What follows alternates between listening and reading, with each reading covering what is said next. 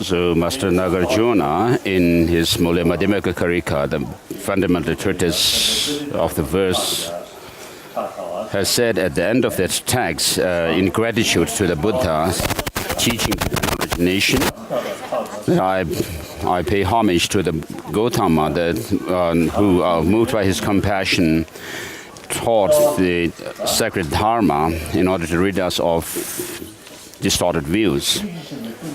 And so, as it is said here, the Buddha gave his teachings moved by his compassion towards, the great compassion towards all sentient beings.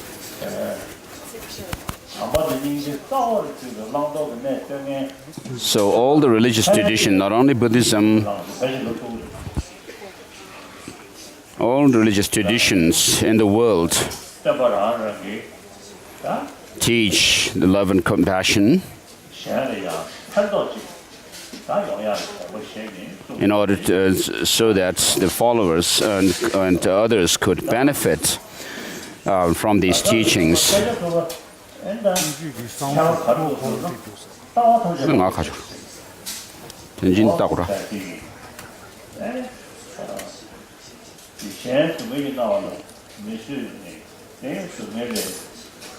So not being able to bear the suffering of other sentient beings, one generates that of compassion, wishing others to be free from suffering and leading them to the freedom from suffering.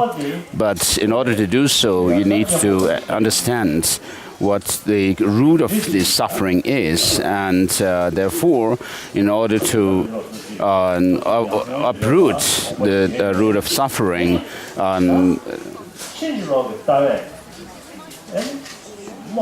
one need to develop the antidote to overcome suffering.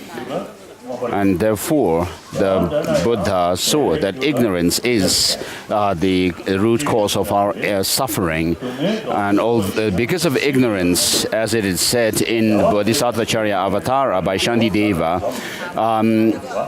although they want happiness, although they don't want suffering, they want to overcome suffering, they as if run after suffering, and although they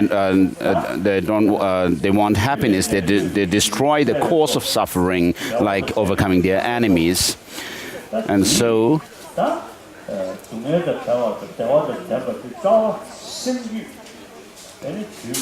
we need to develop love and compassion. Love, which is this wish or aspiration for others to have happiness, and compassion, the aspiration or the wish for others to be free from suffering.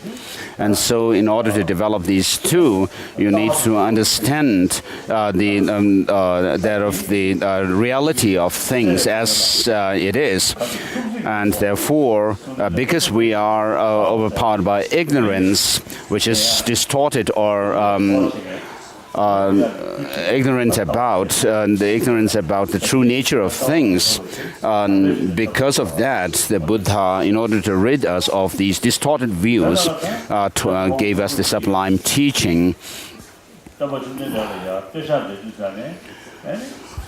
And so, when the Buddha, when Master Nagarjuna praised the Buddha, he usually praises the Buddha from the point of view of being someone who was able to teach that of a view of dependent origination. And so regarding this dependent origination of things or interdependent nature of things, we'll also come across this text.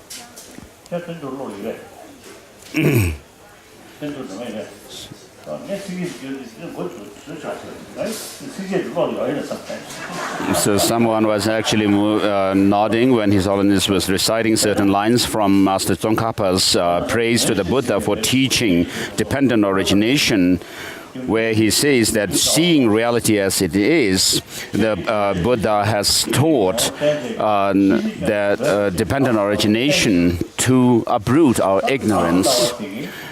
But those who are outside of this tradition, the non-Buddhists, for them, what happens is they actually intensify or they're grasping at true existence of a self. And so seeing the difference between these two, the Buddhist and non-Buddhist traditions, by the wise actually bow to the Buddha. And so to have a reason-based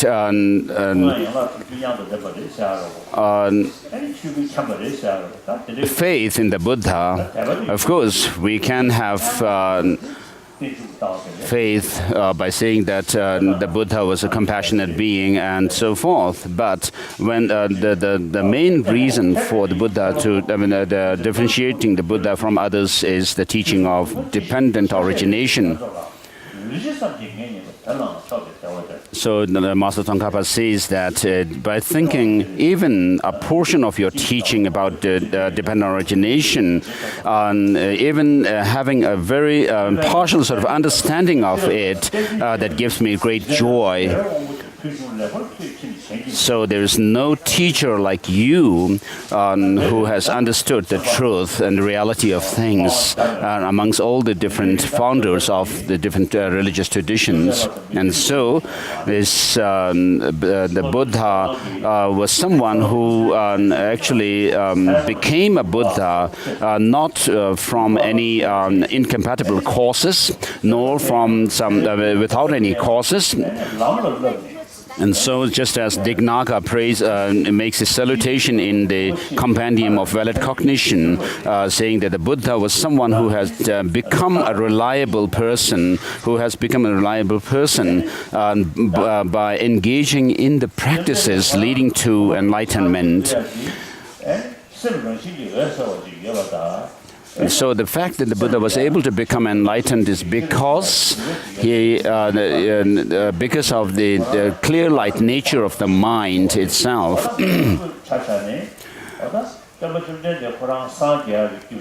And so, likewise, we also have the same potential for Buddhahood.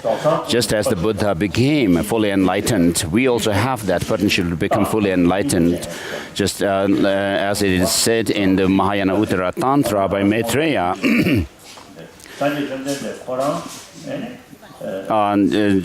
which says that we have this potential, the Buddha nature within ourselves, and the Buddha's enlightened deeds always radiate towards sentient beings, to which we need to become receptive. So all sentient beings have the Buddha nature within ourselves, and therefore we have the basic factor, the element for attaining Buddhahood within ourselves. So how do we go about with becoming enlightened?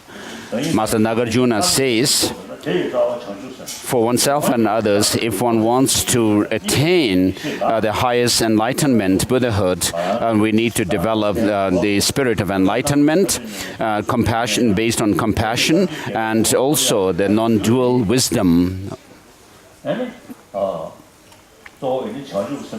So you need to mainly think about and reflect on bodhicitta, the spirit of enlightenment, and need to think about its courses, which when you think about the course of bodhicitta, it is the great compassion which arises with the help of which we actually develop this special resolve to work for, to take the responsibility of liberating others on one's own shoulder.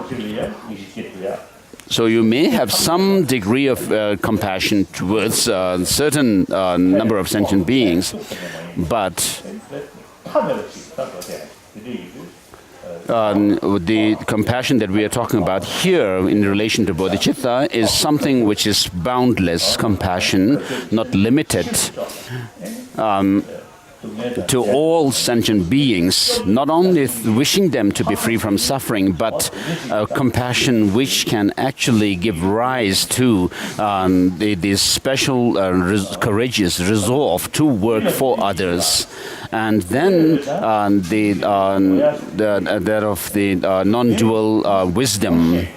This has to be developed when you actually are able to see the possibility to overcome the suffering. Then you will be able to actually go forth with this kind of courage to work for others and liberate others. So without actually seeing with reason that it is possible to attain enlightenment, you may have some compassion, but you will not go forth with this special resolve to work for others, to liberate them. And so the main cause for enlightenment and bodhicitta is a great compassion, and this in turn is complemented and supported by the wisdom of emptiness. So when we talk about in Buddhism, when we talk about the liberation or true cessation, without understanding it, you will not understand what dharma is. And without understanding the dharma, you will not be able to see the highest refuge, the Buddha as the highest refuge. I mean, if you just say that, oh, Buddhism is great because my father and parents and my grandparents say so, but you need to actually be able to understand. Although all the religious traditions are worthy of our respect,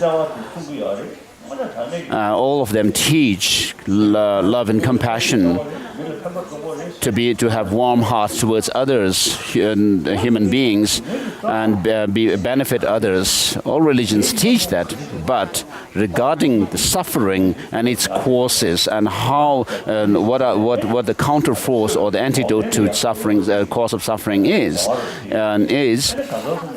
the Buddha has taught it, and therefore, if you are able to kind of smell or the taste the teaching of the Buddha, then you will actually be able to find that it is trustworthy. The Buddha's teaching on compassion and so forth is trustworthy, and therefore you will see him as an incontrovertible refuge and protector. And therefore, in order to have a good sense of taking refuge in the three jewels, you need to analyze the teaching of the Buddha, investigate it, whether it stands to the test of reason, and also test whether it actually has a positive effect on our mind. So in South India, I have told people there in public teaching, in the beginning of the commentary to Abhisamaya Alankara by Haribhadra called The Clear Meaning, there is mention of two types of followers. One is of sharp faculty and the other the dull faculty. So those who actually follow the teaching based on reason, the understanding through investigation, and are called the ones with sharp faculty, whereas the ones with dull faculty follow the teaching based on mainly on faith. And therefore, if we follow the system of the way the sharp faculty ones actually follow the teaching, I have told the public that in South India that the Buddhism may remain on the earth for another few centuries. Otherwise, if we follow based on blind faith, it may not. So while you have this very profound teaching of the Buddha, which can actually be investigated through reason, not doing any kind of analysis and study, just focusing on some small practice, will not bring much effect. And so if you have interest in the teaching of the Buddha, you need to see the difference between Buddhism, the teaching of the Buddha, and other traditions well through reason. Of course, all other religious traditions also are beneficial to others, humanity. And there are practitioners who are very honest, warm-hearted, and altruistic towards others, followers of the other religious traditions.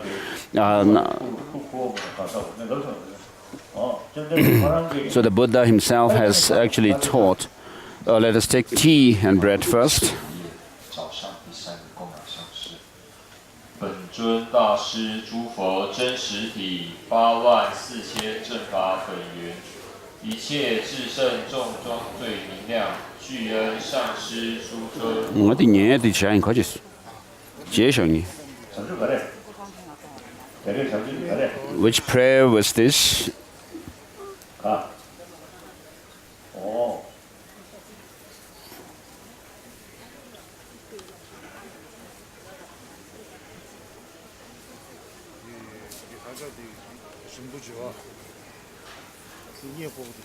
Sure.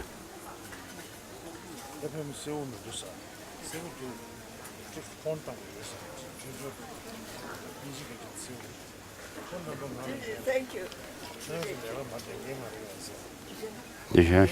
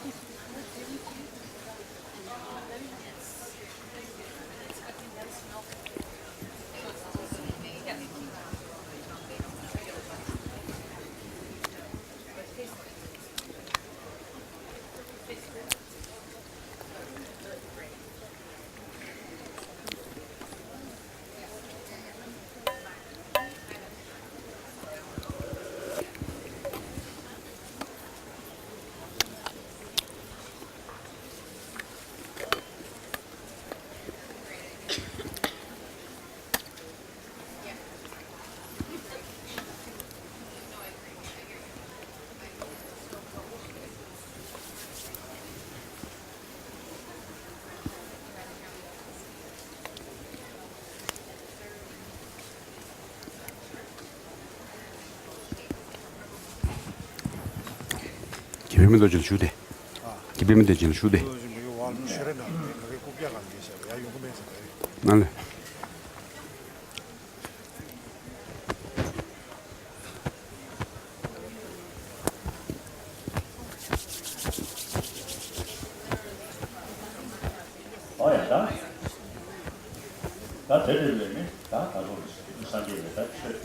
So, regarding this kind of teaching of the Buddha, in the world today, there's increase in the quality of education around the world, and therefore, in such a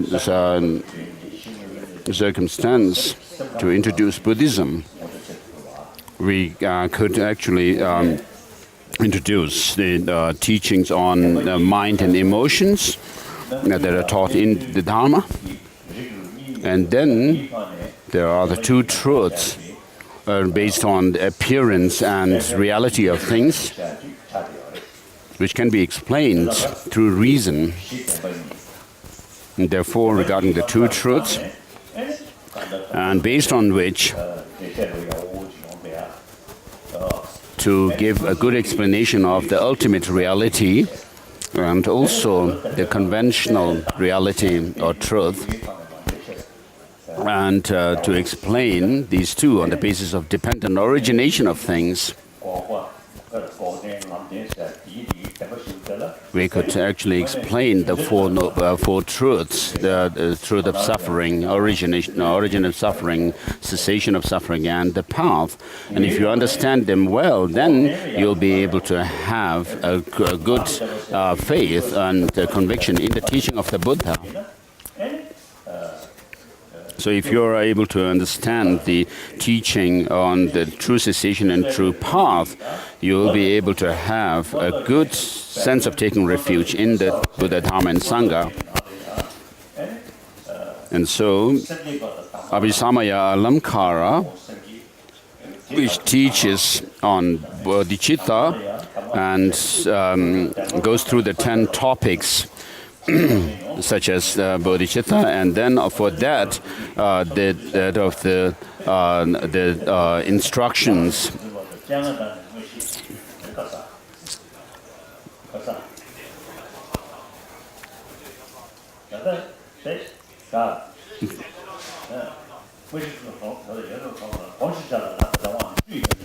So there are 10 instructions mentioned in. And so with regard to the instructions for practice, there are the instructions on the two truths, which are the basis or the focus of one's path. And then on the basis of these two truths, you have the four truths, Four Noble Truths. And then you understand on the basis of these Four Noble Truths that the three objects of refuge, Buddha, Dharma, and Sangha. So if you are able to understand the practice of taking refuge in the three jewels, you'll be able to see the significance of the teachings on higher rebirth in the next life and also liberation. And then there are instructions on those of the five spiritual eyes in order to help other sentient beings. These the five clairvoyances and the five what are known as the five eyes are helpful to work or to serve other sentient beings. And then you go through the progression along the path, through path of seeing, meditation, and so forth.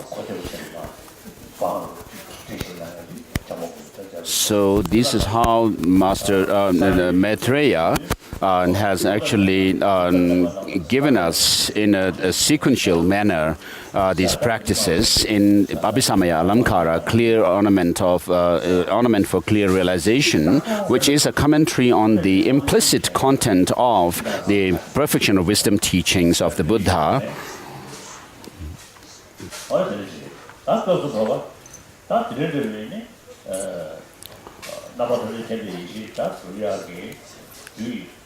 So the main course for enlightenment, Buddhahood, the omniscient state, are the twofold, which are the method and wisdom. Method in terms of understanding the conventionality of things, and the wisdom in the sense of understanding the ultimate truth, emptiness. And so I will go through these teachings pertaining to these points briefly through this book, the 400 stanzas.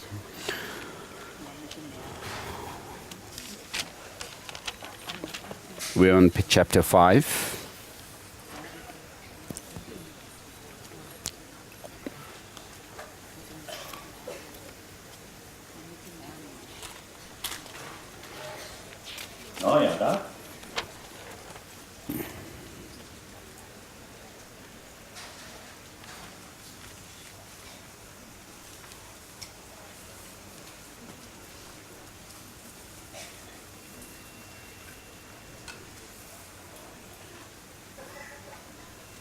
Chapter 5 래다 가죠.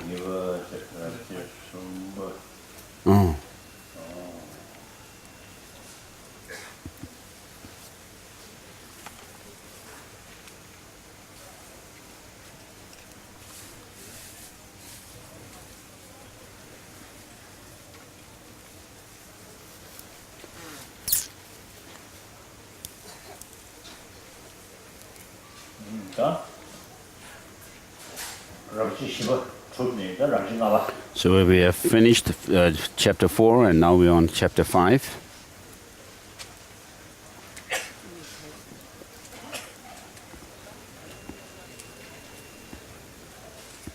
Chapter 5. That's a bit not. Is that the beginning? Okay.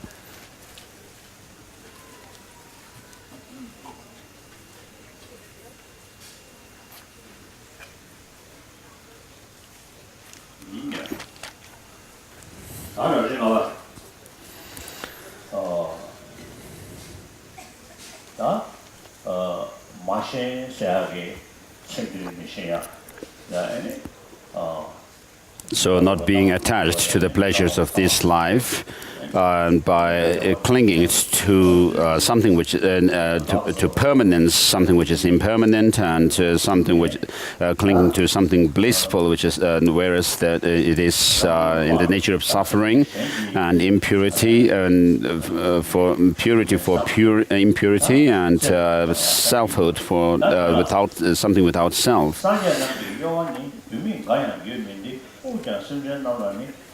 Not a single movement of Buddhas is without reason. Even their breathing is exclusively for the benefit of sentient beings, as I said earlier. By holding others more dearer than oneself, and for the sake of all sentient beings, not sparing anyone, all of whom have the Buddha nature, and that they have that it is possible for them to develop attain an omniscient state, as well as special resolve and great compassion and so forth. As we, in relation to the mantra of the Heart Sutra, which says, go beyond, go perfectly beyond, and lay the foundation of enlightenment. We need to go through along the path in gradual progression. And so, having gone through these, all these paths and the practices, the Buddha became enlightened for the benefit of all sentient beings, and therefore even their breath is exclusively for the benefit of others. Just as ordinary people are terrified by the words Lord of Death, so the words Omniscient One terrify the Lord of Death.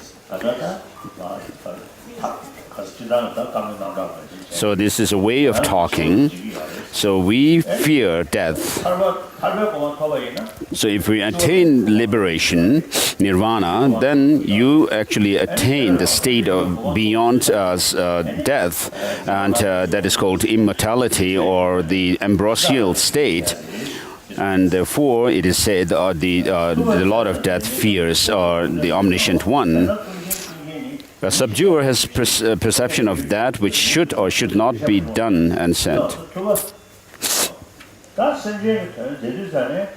So when the Buddhas perform the activity to benefit other sentient beings, the sentient beings to whom they benefit, they help, have different mental dispositions. They are not same. And so accordingly, the Buddhas give teaching suitable to the different mental dispositions. And so, what reason is there to say that the Omniscient One is not all-knowing?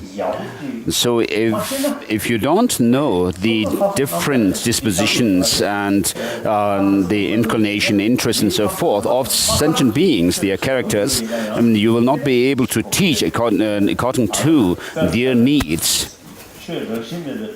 So, for example, for someone who is not able to understand the meaning of non-inherent existence of things, if you talk about emptiness, they may think that you are actually a nihilist. And so those who actually hold on to the view of a self, an atma or soul theory, for them, they might get that kind of an impression. And therefore, without knowing the dispositions and characters of sentient beings, there is no way you can help them So it's not enough just to overcome the clinging or grasping at some kind of independent true existence in things. Even the experience of getting some impression like of some true independent existence of things, if you are not able to overcome that, you will not be able to see the things as they are. And so during the trainee level, of course, as bodhisattvas, they have not overcome that impression or the appearance of things to have some kind of true existence. So until you are able to overcome that completely, uproot it, and you will not be able to actually be in a state where the meditation and meditative state and the post-meditation state are of one taste. And so the purpose of bodhisattvas meditating and on developing the wisdom of emptiness is to overcome this kind of imprint left by the negative emotions, the disturbing emotions, which is called the obscuration to knowledge, complete knowledge of all. And therefore, with the help of, complemented by bodhicitta, they use this wisdom of emptiness to overcome that imprint as well.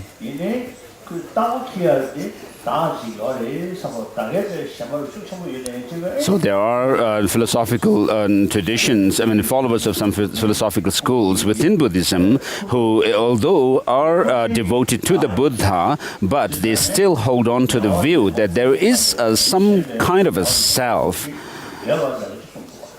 And therefore, accordingly, the Buddha has given this teaching where he says that the five aggregates are the loads, and the person is the carrier of that load, which actually is, in a way, kind of seems to indicate that there is a self which is not separate from the five psychophysical aggregates.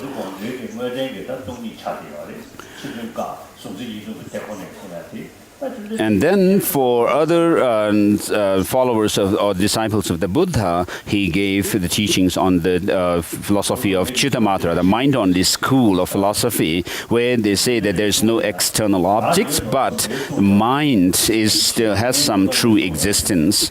And so I sometimes say that the Buddha sometimes has taught his disciples that there is some kind of self. In other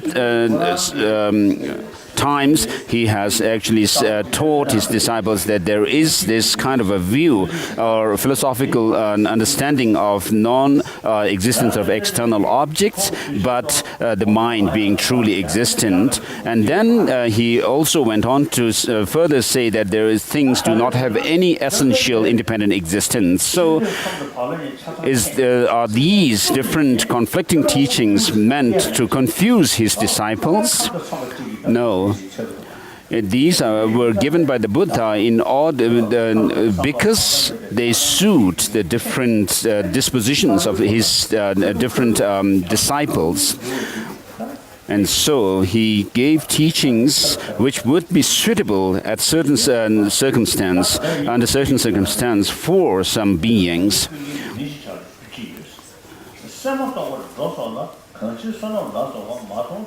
Without intention. And so the line in 103 says, what reason is there to say that omniscient one is not all-knowing? Without intention, actions like going are not seen to have merit, and so forth.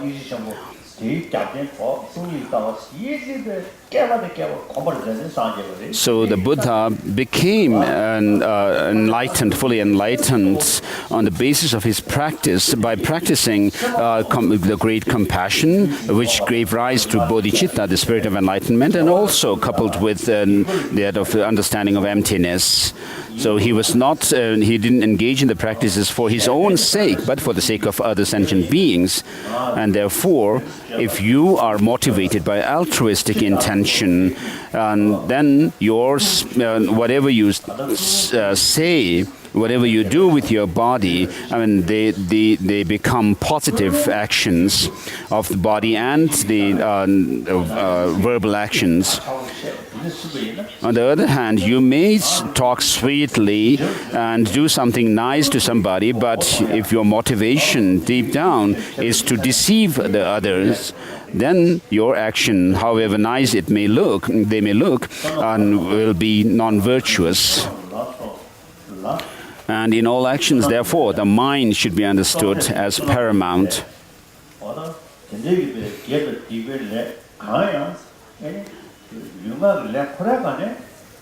So whether not virtuous or non-virtuous actions should be, I mean, they should be said to be virtuous or non-virtuous on the basis of that of motivation.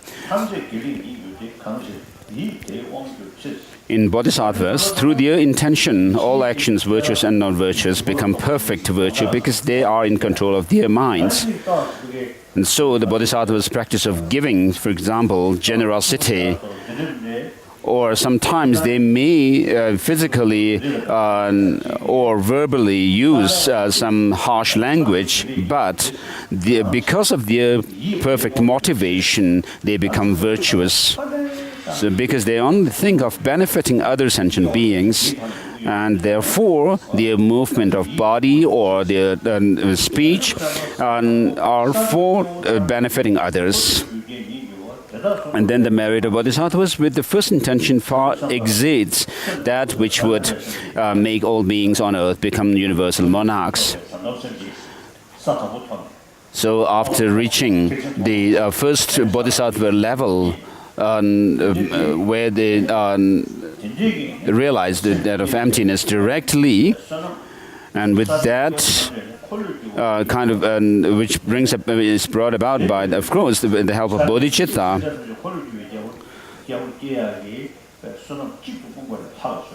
So their merit is actually exceeds all the merits of to become universal monarchs.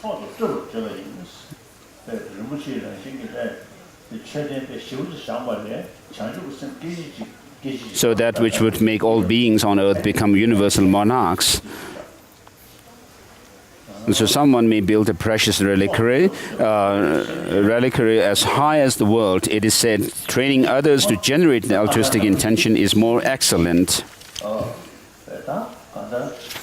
So of course, there's no need to say helping all other numerous sentient beings, even having this kind of altruistic intention to help one single sentient being. That is, the merit is far exceeding and sublime. So a spiritual guide who wishes to help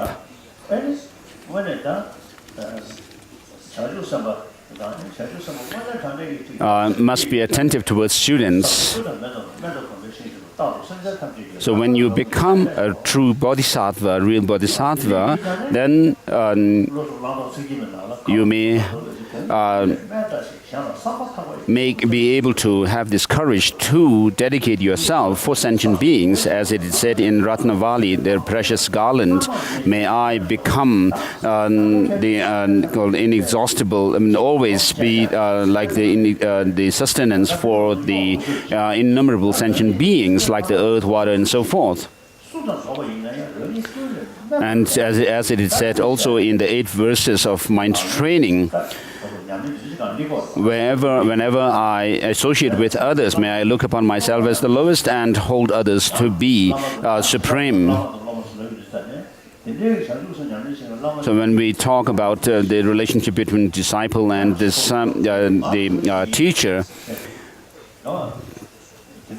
the Lama cannot have arrogance sitting that I am someone who is giving teaching to others, I can sit on this high throne and so forth. This should not happen.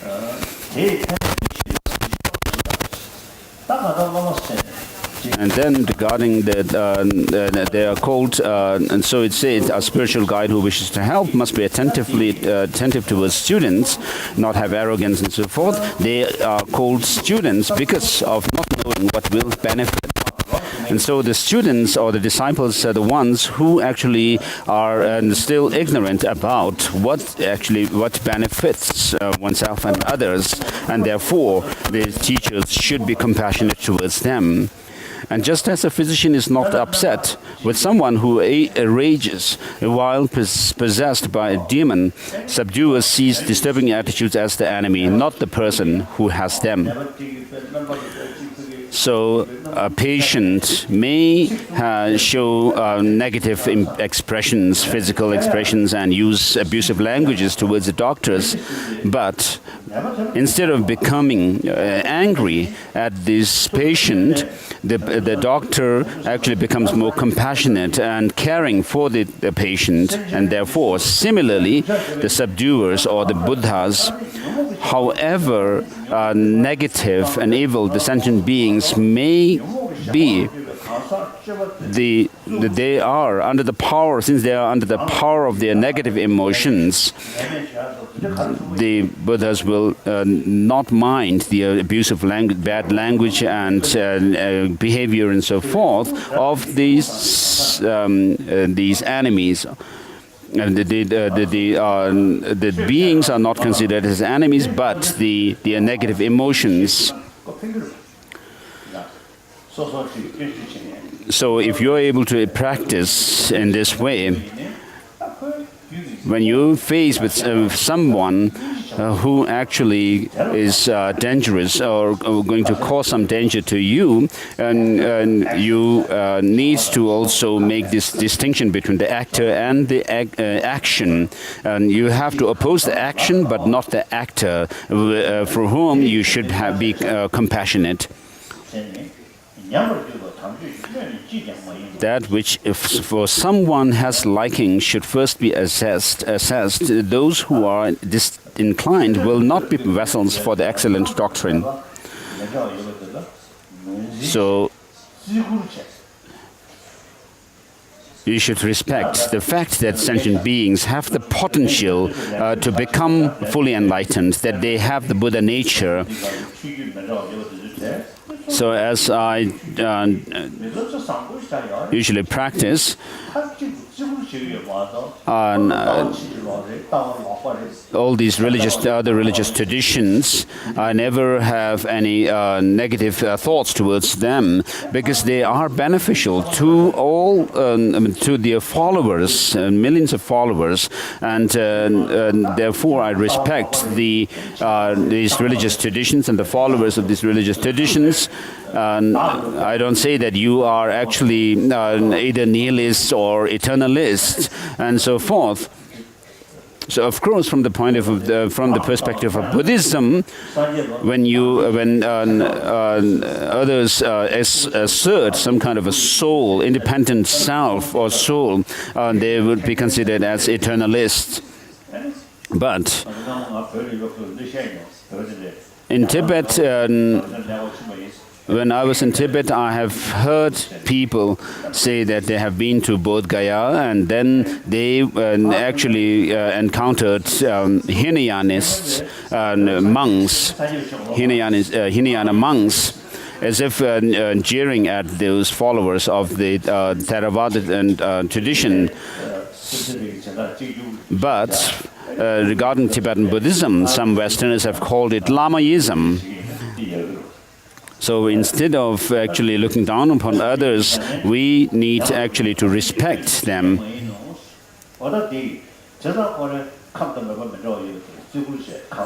And so you need to respect the different dispositions, mental dispositions of others, and accordingly need to share with them what is suitable to them, and not try to criticize them or say something which is not suitable to them. So once I used to tell this story that I met a professor from Bihar, some university in Bihar, and later he took ordination, bhikshu ordination from me. And then one day when in our conversation, I actually said that there is no Atma, the soul, And at that very point, his whole body trembled and shook. And he said, if there is no Atma, what else is there? And so I had to explain to him, since I already mentioned there is no Atma, and it caused him so much fear. I told him that there is no self or soul, independent soul. We are not, by saying this, we are not saying that you don't exist or I don't exist as such, but what is meant by this called a lack of soul is the absence of soul, independent soul is that it is a kind of a theoretical view that other non-Buddhist traditions have, that there is a self or which is independent of our body and the mind. Such a self is not there according to Buddhism, I told him. And then he began to calm down. And so, if something is not suitable and appropriate at in some situation to others, we must not teach them. Just as a mother is especially anxious about a sick child, bodhisattvas are especially compassionate towards the unwise. And so those who train in the bodhisattva path should be compassionate, especially towards those who are poor.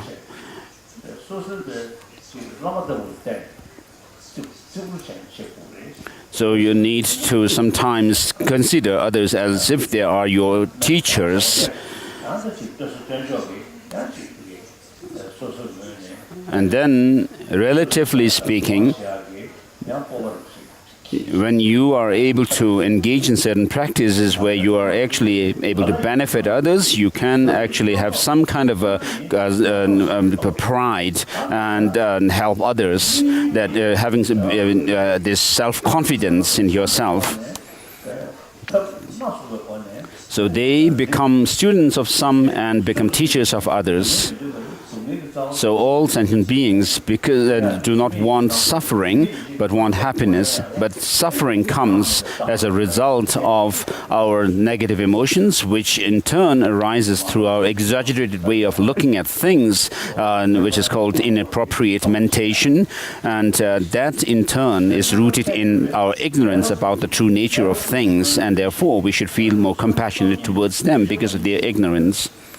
And making beings who do not understand through skillful means and knowledge. Just as for an experienced physician, a sickness that cannot be cured is rare. Once bodhisattvas have found their strength, those they cannot train are extremely few. So if some within the bodhisattvas fear, so with regard to the training of bodhisattvas and the giving advice to others, sometimes people may become rather complacent and create negative karmas that would lead them to bad transmigrations. And so, if some within a bodhisattva sphere lacking encouragement go to bad rebirths, so this is talking about bodhisattvas, that one will be criticized by others with intelligence. So how can one unwillingly say that compassion for the oppressed is good, later, out of compassion, give to the protectorless? So the beginner level bodhisattvas, for them, other bodhisattvas, if they are compassionate,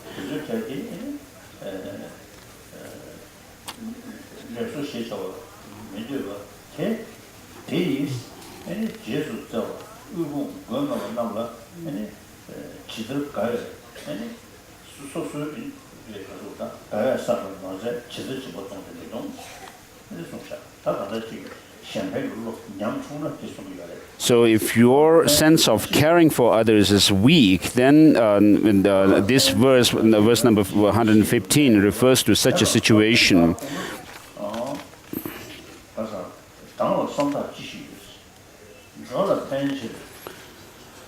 So when those indifferent towards one who stays in the world while it lasts to help transmigrators suffer loss, what doubt about those who are hostile?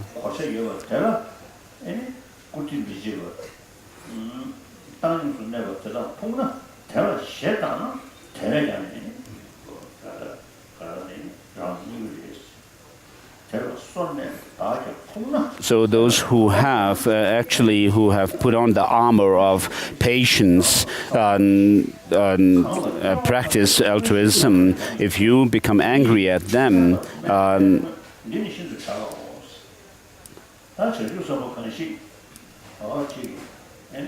it says you will be led into these bad transmigrations. The one who in all lives has the 5 super knowledges appears as inferior with a nature like the inferior. This is extremely hard to do. So the Tathagata said that the merit gathered constantly through skillful means for a very long time is immeasurable, even for the omniscient. So collecting merit through the practice of altruism with one's body, speech and mind.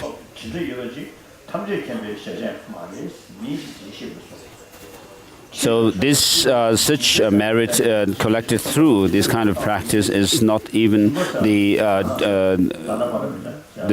domain of the omniscient mind.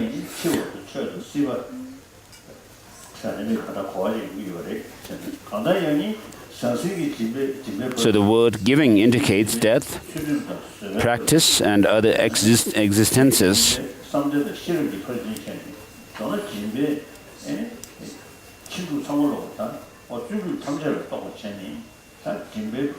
And that is why the word giving always is of interest to bodhisattvas. So through giving and practice, one actually engenders the practice of generosity and then keeping morality and patience and so forth.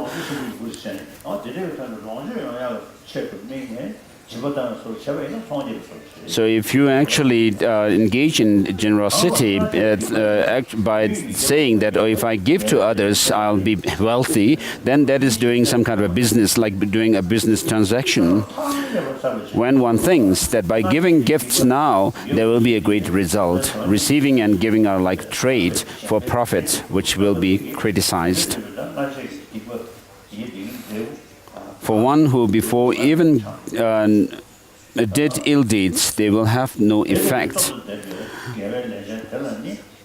There is nothing one with virtue considers should be accomplished.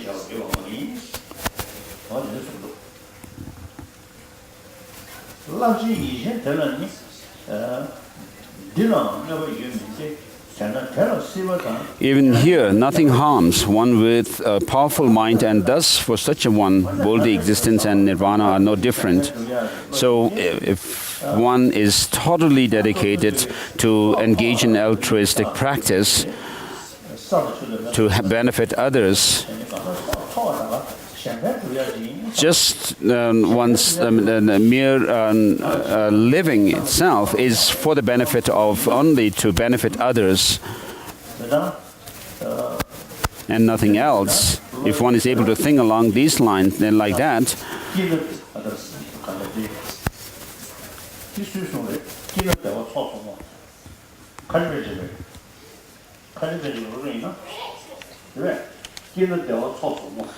there is some saying, perhaps by Shakyashri Bhadra, a master from Kashmir, who says that if I'm happy, I dedicate my pleasant experience for the accumulation of merit and wisdom.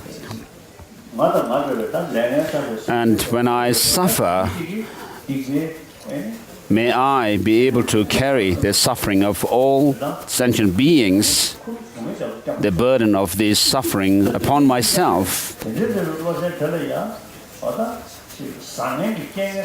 So for such a person who is able to dedicate himself or herself for the benefit of others, whatever situation, bad or good, arises, for them it's always a lesson for spiritual practice. They're able to turn it into their spiritual practice. As it is said in the Bodhisattvacharya Avatara by Shantideva, the Bodhisattvas are full of joy in their heart, even though they are still in this samsara, the cycle of existence. They have such joy and blissful experience in them, which is like the state of reaching that of nirvana. And also the Bodhisattvacharya Avatara by Shantideva says,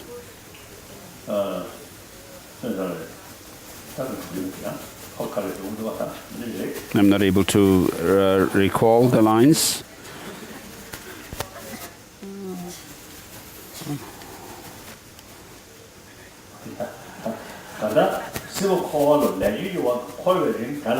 So even though the Bodhisattvas are within the samsaric existence, if they are able to be motivated by altruism and caring for others, they're able to live in peace and joy, and therefore there is no difference for them whether they are in samsara or nirvana. So it says, for such a one, worldly existence and nirvana are no different. So someone who is dedicated and who puts effort in working for other sentient beings, innumerable, limitless number of sentient beings,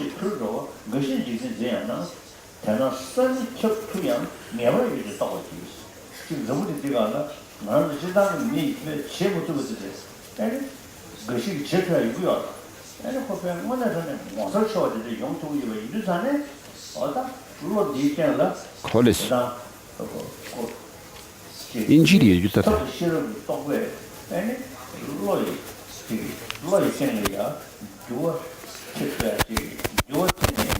Şöyle görüyorsun. Tanda değiyor. Tanda değiyor. So even in this world among excellent things, some are seen to be most excellent, thus realize that certainly also inconceivable power exists.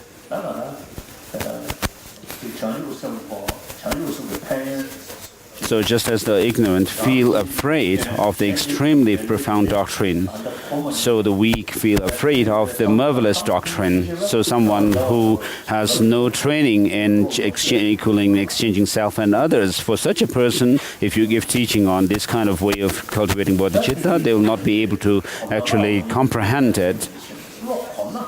But as Shantideva says in Bodhisattvacharya Avatara, there is nothing which does not become easier through familiarization. Of course, in the beginning, you will face difficulty. But through familiarization, things will be easier and easier for you. And so, for a beginner level, something which is beyond their comprehension and reach, and for them inconceivable, will become easier as they train themselves through familiarization. They will become it will become easier. In the 1960s, perhaps I had, of course. Even from Tibet my times in Tibet, I have great faith in bodhicitta, the spirit of enlightenment. I was actually going through the practice of cultivating bodhicitta through the sevenfold cause and effect and so forth. And I've felt that, of course, it's really good if I could have the experience of bodhicitta, but it's very difficult. Then, after coming into exile, and especially after receiving teaching on the Bodhisattva Charya Avatara, the Guide to the Bodhisattva Way of Life by Aryadeva, from Kundalama Lama Rinpoche Tenzin Gyaltsen, then I started feeling that closer to bodhicitta. And then, as time went by, I had this feeling that if I actually have the time to sit down and cultivate bodhicitta more time, then I could actually have the experience. So this kind of feeling does not come just by hearing the teaching on bodhicitta, the altruistic intention to become a Buddha for the benefit of all sentient beings, but after having received the teachings, studied them, you need to reflect on it and then gain conviction and then try to apply and integrate the teaching within yourself. And then you can feel that it's something possible for you to attain it, and it's called, in this way you will put more effort in having the experience. And so for people gathered here, when you hear about this altruistic intention and also wisdom of emptiness, you may feel that, oh, these are so difficult. But instead of feeling discouraged and having a low spirit about them, which will lead you nowhere, but thinking that you have found this human life in this life, and that all these great classic texts are there for you to read, and then I have this intelligence.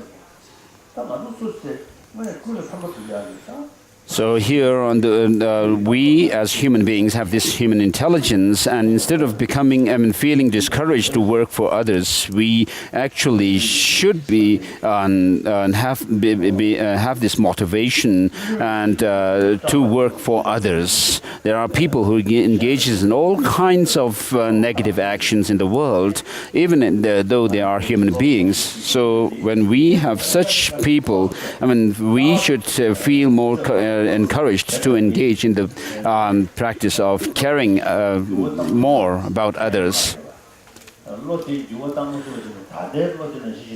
So if you should also see the benefit, the pros and cons of working to make transformation and not doing anything to make transformation, and see that if you work to make transformation within yourself for the benefit of others, it has a great advantage rather than sitting idle and not doing anything.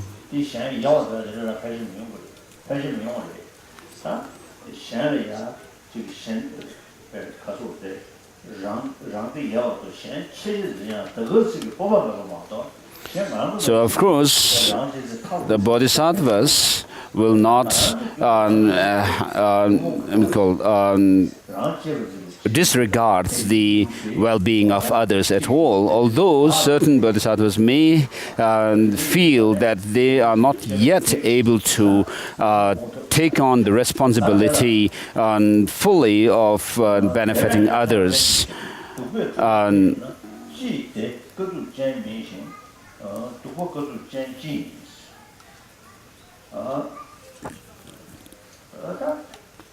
So, chapter 6, if desire increases through pleasure and in anger increases through pain, why are those with pleasure not ascetics? And why are the ascetics those with pain? So for us, of course, the essential pleasures, the worldly enjoyments give us some kind of a comfort and happiness. But what they cause us is attachment, desirous attachment. So, of course, if you indulge in it too much, then you will feel annoyed by them as well. And so, pleasure gives rise to attachment, whereas misery will give rise to us, in us, that of aversion.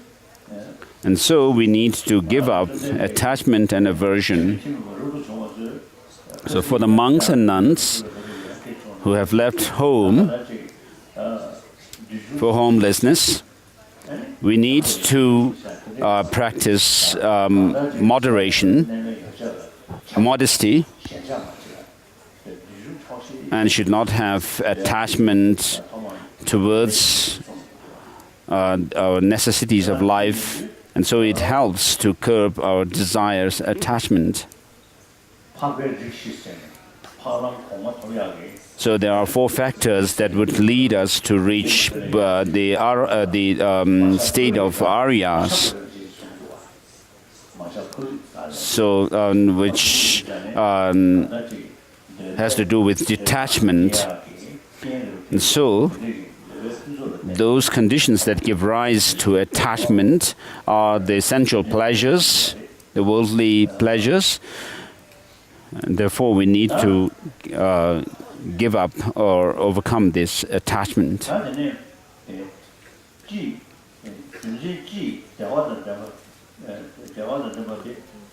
So why those with pleasure, not ascetics?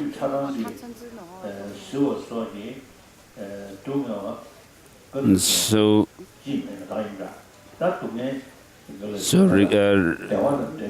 the ascetics refers to those who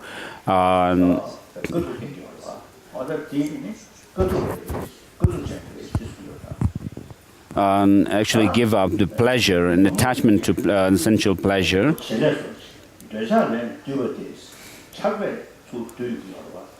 And then, next verse, desire's activity is acquisition. So because of our attachments, for example, towards our near and dear ones, they are actually embraced by us. And then anger's activity is conflict. So because it actually pushes them away, others from us. As wind is to all the elements, so such as the earth, water, fire, their movement is caused by the wind or the air. Confusion's activities nurture. So here, this confusion may be interpreted as mere that of the true grasping a true existence, but also to mere ignorance. Desire is painful because of not getting it. So not being able to meet with what you desire gives you suffering. And because you are unhappy, and therefore desire is painful because of not getting or not meeting with it. So because you desire it, but you are not able to get it, you become unhappy. So therefore there is pain. Anger is painful through lack of might, because you lack the might to overcome the others, your enemies. There is pain through anger, and confusion through not understanding. Because of this, these are not recognized. Just as it is seen that bile does not occur with phlegm, one sees that desire too does not occur with anger. So attachment and anger or hatred are two opposite experiences. Desire embraces others, whereas anger or hatred pushes others away. So desire should be driven like a slave, because severity is its cure, and anger looked upon as a lord, because indulgence is its cure.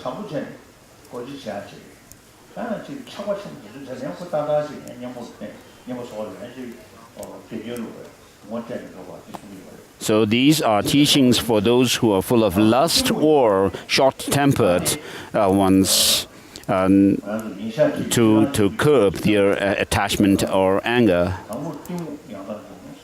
And so its next verse says, first there is confusion, in the middle there's anger, and later there is desire in 3 stages during the day. This is in speaking generally. And then desire is no friend, but seems like one, which is why you do not fear it. But shouldn't people particularly rid themselves of a harmful friend? So the greater your desire or attachment, what this will give rise to is aversion.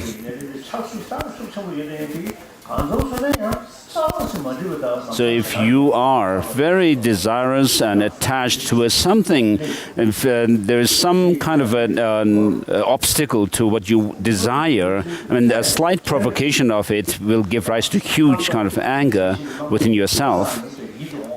Because you see the thing that you desire as being totally positive and attractive. And just as I said in the last days, that one scientist said that 90% of our negativity that we see in someone whom we are angry is our own mental projection. It is similar with the attachment as well. So when you are attached to something, there is this exaggerated way of looking at the thing as being totally attractive, something desirable, and therefore when a slight provocation or an obstacle comes in your way, you become totally disturbed, and therefore you become angry. So perhaps we can also say like that.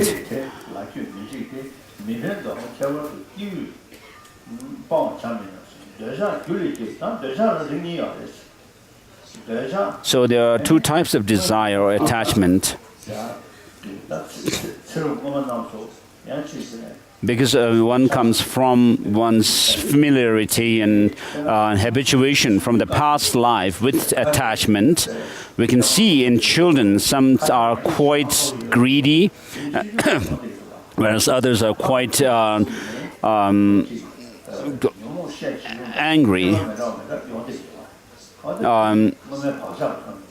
So these are indications of their own familiarization with these emotions in their past lives.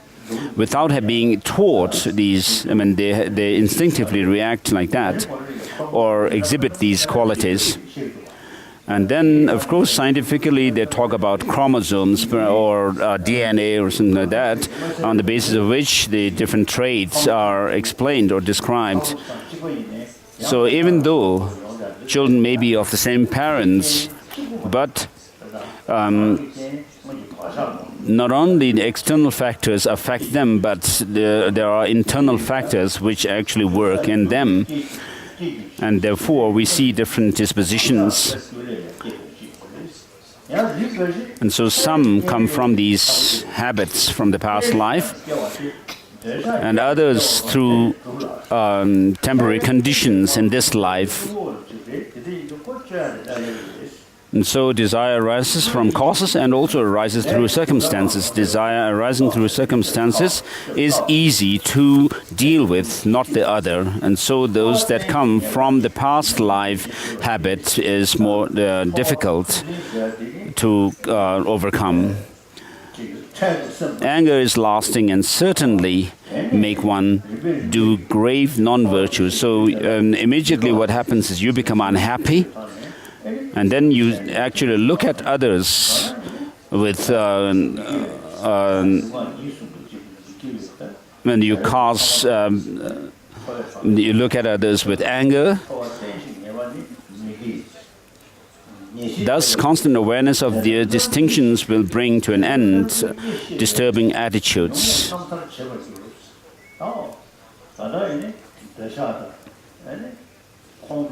So anger or attachment and anger, you need to know what causes them and what are the benefits of overcoming them, by which you should reduce the intensity of these negative emotions. Usually we are not so bothered to combat these negative emotions. And in fact, in the materially advanced countries, people actually consider that these negative emotions of attachment, for example, or anger are quite necessary. And people who are short-tempered and angry are considered quite, and being able to actually deal with their enemies better. So these are looked at as something positive in society. So we are more or less voluntarily actually engaging in these negative emotions. And because of that, there's all kinds of disturbance happening around us.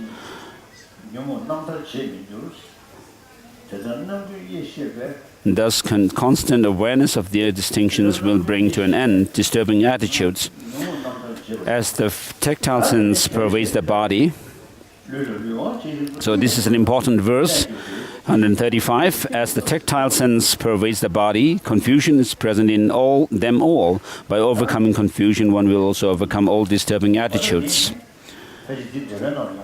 So in the commentary, I had no time to, after teaching in the morning, I become exhausted in the afternoon, and then I rise up in the morning, early morning, around 2 or 3, and then do my meditation and practices. So in the commentary, it is mentioned that there are these negative emotions which arise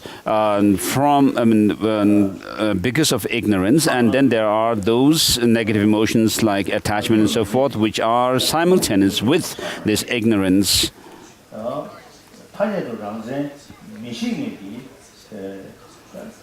And then there are distinctions between the attachment that is explained according to those schools which assert some kind of objective existence in things in conventional terms, and then those who assert that there is no such objective existence even conventionally.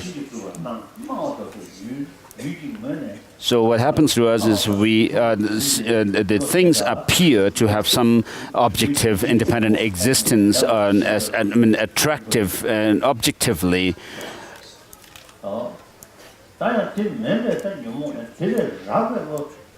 But the coarser forms of attachment, which are not simultaneous with this ignorance, which holds on to some true independent existence in things, comes as a result of these grasping at true existence. And then, therefore, there are those of the negative emotions which have their own objects the aspect that take on the aspects of their object, and then those subtler negative emotions which are together with these grasping at true existence. So this verse number 35 says, as a tactile sense pervades the body, the tactile sensation or the sense faculty pervades the eye faculty, the nose and ear and tongue, and body, and all these other faculties. permeated, in other words, by these faculties are permeated by this the bodily sensation or bodily faculty. Confusion also permeates all. Therefore, by overcoming confusion, one will also overcome all disturbing emotions. So this verse from Mula Madhyamika Karika is the clearest explanation of the negative emotions. The desire, anger or hatred and confusion come from our conceptual thought. And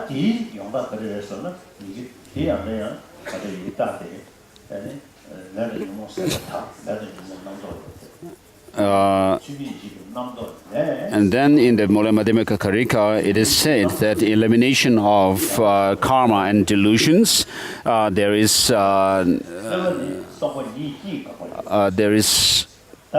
liberation. And karma and delusions come from exaggerated conception, and these in turn come from the fabrication, and fabrication is ended by emptiness. So by emptiness, or it is ended within emptiness. And so when you use the instrumental case, saying it is ended by emptiness, the wisdom of emptiness, you can interpret it to show the true cessation. If you say it is ended within the within emptiness, then that's the path. The instrumental case refers to the path, and then the genitive case refers to the cessation, true cessation.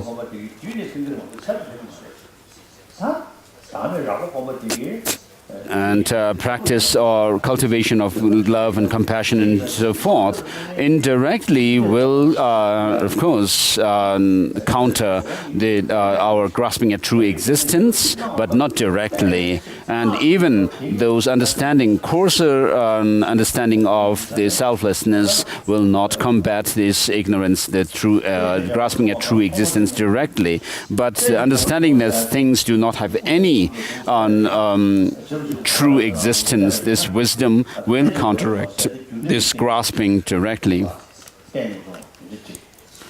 And so, with regards to here, we need to understand that the dependent origination. With regard to dependent origination, there is dependent origination in terms of causality, and then in terms of how a whole is dependent on its parts, and the parts depend on the whole. But then, from the Prasangika point of view, there is this understanding of dependent origination in terms of how things are merely designated. So, is there anyone who has memorized the Madhyamaka Avatara by Chandrakirti? So, in the Madhyamaka Avatara, it says that if you actually search for the identity of things, you will not be able to find anything that you can pinpoint as being this or that. And therefore, they are designated by way of renown. Of course, suffering and pain are there. But if you actually try to search for the pain or suffering, you will not be able to find anything that you can pinpoint, point your finger at as being pain. But they exist by way of worldly renown, as Chandrakirti says. And then in Buddha Palita, Buddha Palita says that if things were to have any essential objective existence, why the need for dependent designation? And so we need to posit or establish things by way of designation alone. And there's no other way to say this or that exists without resorting to this understanding of designation and designation by our conception. And with regard to the conventionality of things, there are three criteria to establish the conventionality of things, or to say that things exist, which are that they must be renowned in convention and that they must not be undermined by other conventional terms. And so, usually, when we say something exists or not, we actually establish it by way of saying that they exist because they are the object of valid cognition. And something does not exist because they are not object of valid cognition. And then, of course, we need to also understand these differences between the appearing object and the referent object of the conception and the apprehended object and so forth. So, according to the Prasangika Madhyamaka, all other perceptions of sentient beings, apart from the mind, the wisdom, which is totally absorbed in emptiness, which is directly perceiving emptiness, are said to be erroneous.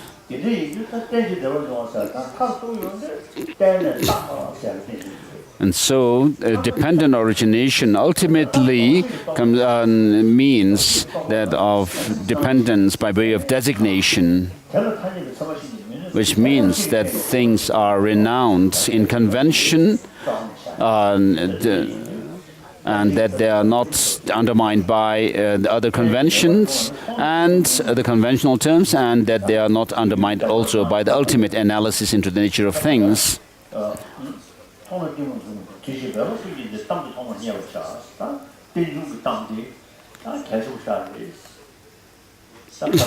So when dependent, next verse says, when dependent arising is seen, confusion will not occur. Thus every effort has been made here to explain precisely this subject. So people who have no faith in in religion, and particularly Buddhism, if they are actually taught about, if we talk about quantum physics to them, they actually find it quite amazing. And in the teaching of the Buddha, where it says that things are designated, that there's nothing which independently exists objectively, and so they find this kind of teaching quite amazing. And so Aryadeva later on also says that those who actually doubt about the teaching of the Buddha, the hidden teachings of the Buddha, should be taught, introduced to the teaching by way of teaching on emptiness. So we'll have a break for 15 minutes here.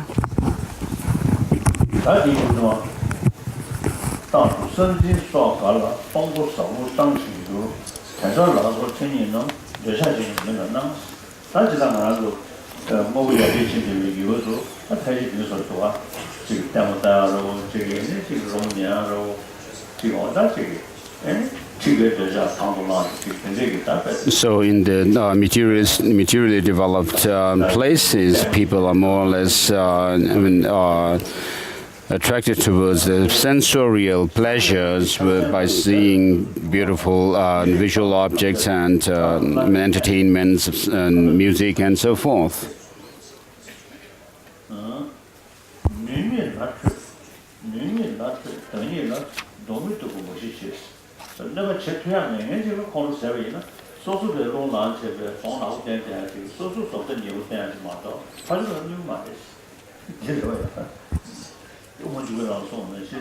Cordo, where's Cordo? Number Cordo.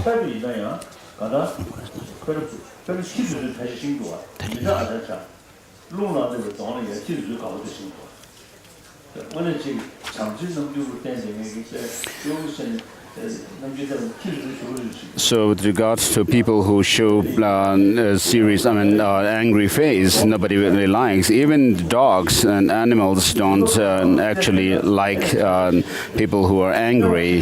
They can sense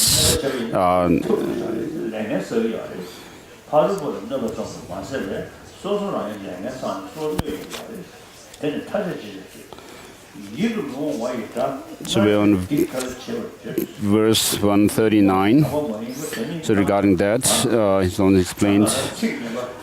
And then it is said, unpleasant words and previously done ill deeds. The ignorant and unwise do not want to purify themselves.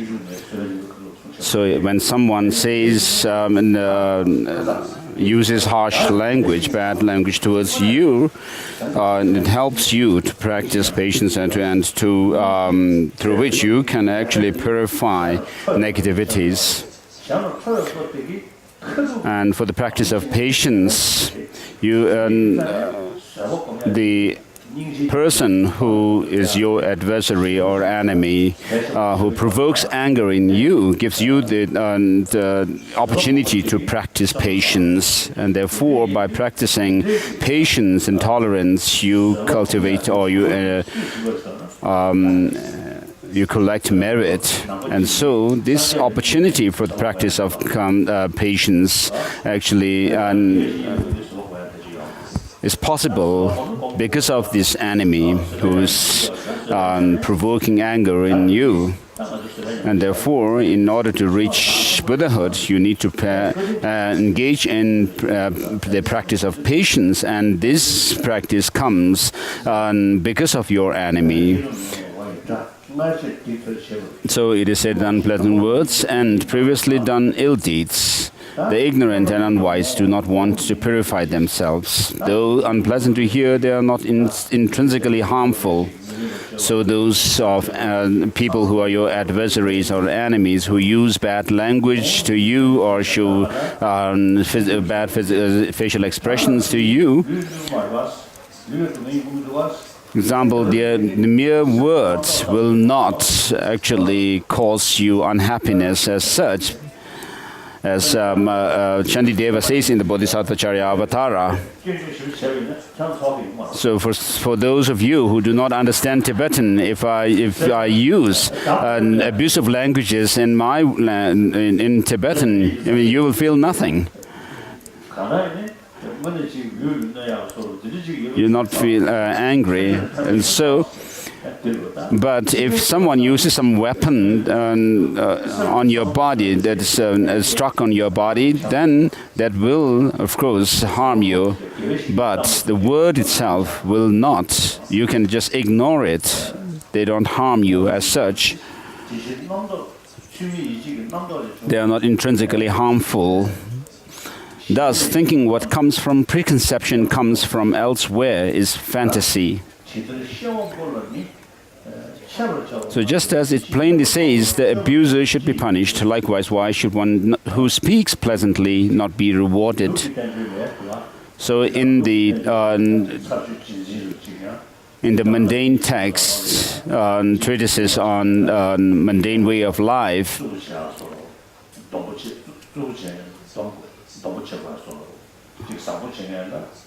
it is said that those who actually try to harm you and so forth must be dealt with in harsh manners, and those who help you and respect you should be treated nicely and by giving praise and so forth.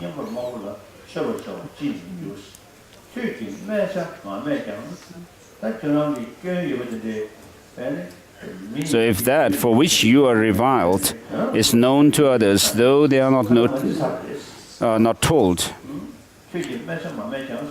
so even though you may not have said something to the people who are reviled,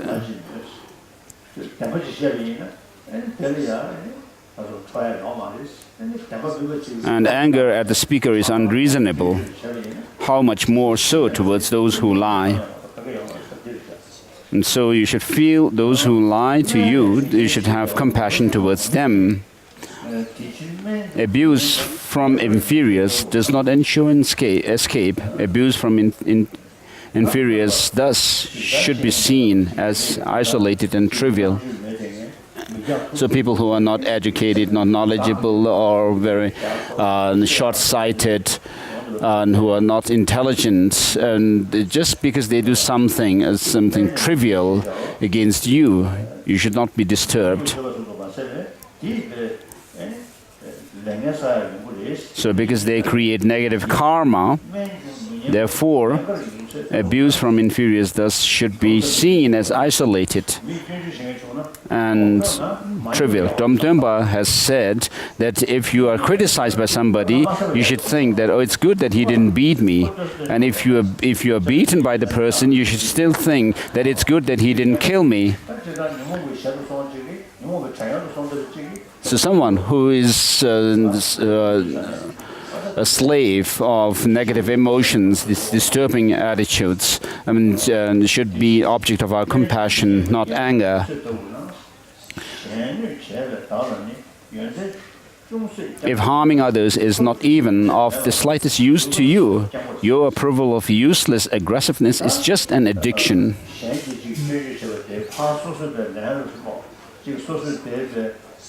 So if you actually try to retaliate by feeling hurt, what actually happens is your negative emotions increase, and you also create negative karma, and unhappiness will ensue from there.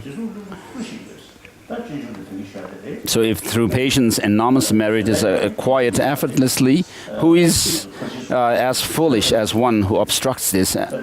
So in Shantideva's Bodhisattva Charyavatara, we find mentioned that the practice of patience is very important, and it comes through the people who try to harm you.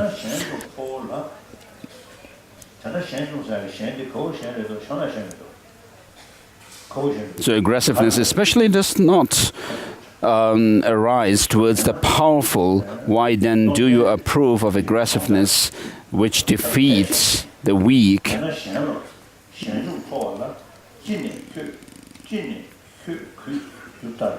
So in the Tibetan there is this suffix letter in Shen, the third line, extra, which actually has to be without the suffix ka, and which means the weak here. So whoever is patient with the source of anger develops meditation. Saying you fear the source of good qualities is just foolish of you. And then the next verse regarding this, the kings and ministers and so forth, there have been hundreds and thousands of, and hundred thousands of these people in the world, but who has gone to the next world? Amongst who has gone to the next world, having ended all disparagement? Therefore, consider contempt preferable to ill deeds. And so, those who speak badly against you, instead of retaliating, if I could practice patience, you would be able to admire that the opportunity that they gave to you as a gift. Disturbing attitudes will never remain in the mind of one who understands the reality of the abiding and so forth of consciousness. So if by understanding the things to have no essential independent existence, if you are able to destroy all objectification in things, this is what it means. And that's the end of the 6th chapter. And then the next chapter is an abandoning attachment to sense objects. Verse 151, when there is no end at all to this ocean of suffering, why are you childish people not afraid of drowning in it? And the previous chapters show us how to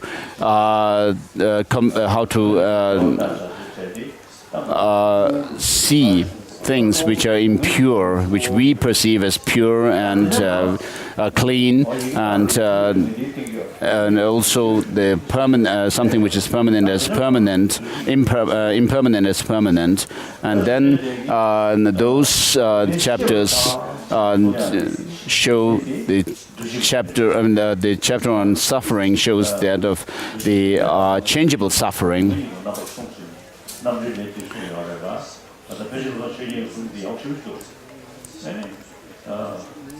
And so with regard to these three types of suffering, Panchen Lobsang Chökyen has said, which is very beautiful, even the animals are aware that painful experiences are undesirable,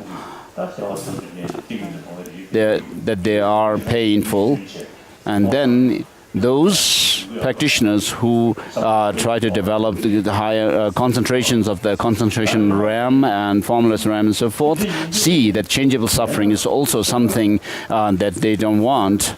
And therefore, Panchen Lobsang Chökyen says, therefore, this psychophysical aggregate, which is appropriated through our karma and delusions, which is also the basis or the vessel of all kinds of problems for us, and because of that, if you are able to think about this kind of suffering, this pervasive, conditioned existential suffering, if you are able to feel convinced that as long as you have this kind of psychophysical aggregate that comes through, that is the source of all problems, then you'll be able to actually see that since they come from karma and delusions, until you are able to overcome these two causes, there's no way you can overcome this existential pervasive suffering. Not by this cannot be overcome merely through the practice of compassion, love, and so forth, because they are not direct antidote to it, but the wisdom realizing emptiness is the direct antidote to the root cause of our pervasive suffering. And so in this desire realm that we are in, there is very intense suffering of suffering, and in the form realm, the realm of concentrations, the four concentration realms, there is changeable suffering and the pervasive suffering. And then in the formless realms too, there is no, of course, no changeable suffering, but the pervasive suffering is there. In the concentration, King of Concentration Sutra, it is said that the world may develop single-pointed concentration, but they will still be faced with disturbance. And therefore, it is said in this same sutra that the meditation on selflessness is the factor that will help you to eliminate the causes of the samsara, which is negative emotions and karma. And it is said that no other causes, such as developing bodhicitta, love and compassion, will end this suffering in samsara completely, uprooting its root. But by these other factors may serve as a factor to reduce our suffering and but the realization of selflessness is the only means by which you can uproot the suffering.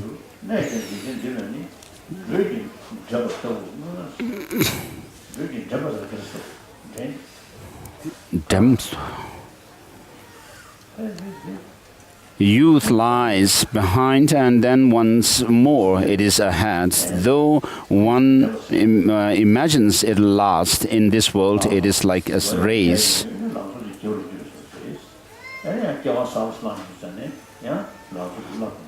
So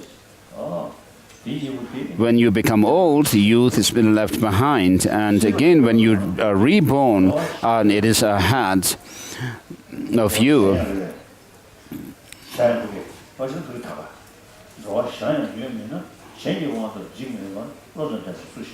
So in this worldly existence, there is never rebirth of one's own, 153, one's own free will, being under the other's control. Who with intelligence would be fearless? The future is endless, and you were always a common being. Act so that it will never again be as it was in the past. And so since time beginningless, we are born in this cycle of existence.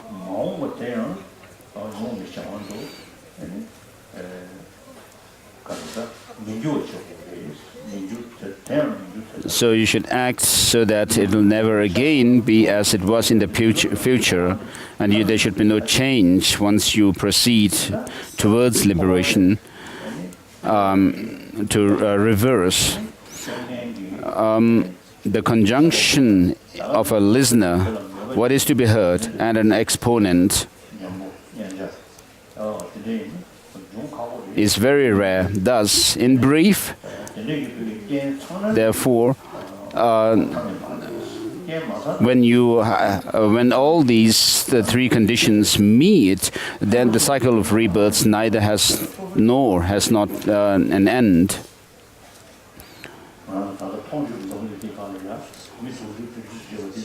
So from amongst the 7 billion people on this, most of the people actually indulge in these negative emotions and do all kinds of ill deeds, although they don't want suffering but want happiness. And even amongst those who follow some religious faith, they talk about heaven and hell and so forth. But even after knowing all these things, they still indulge in negative actions and not serious about their religion.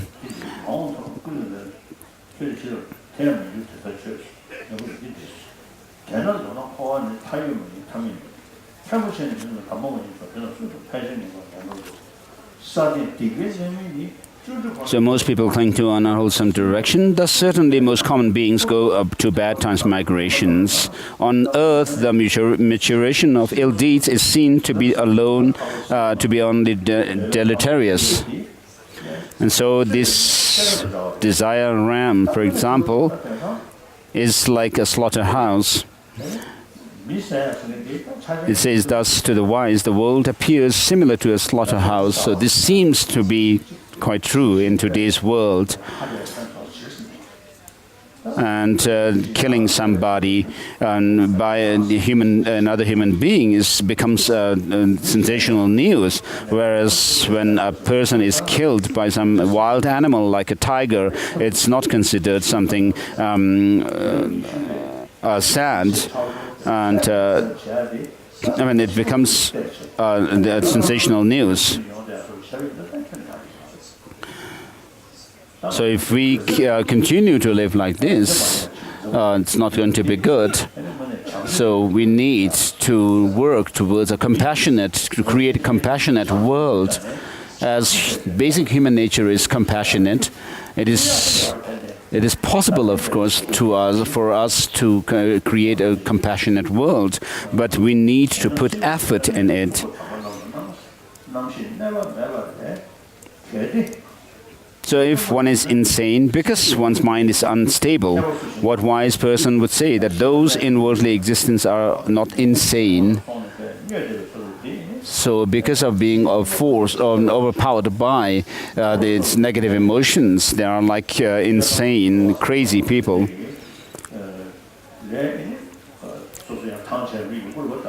So of course,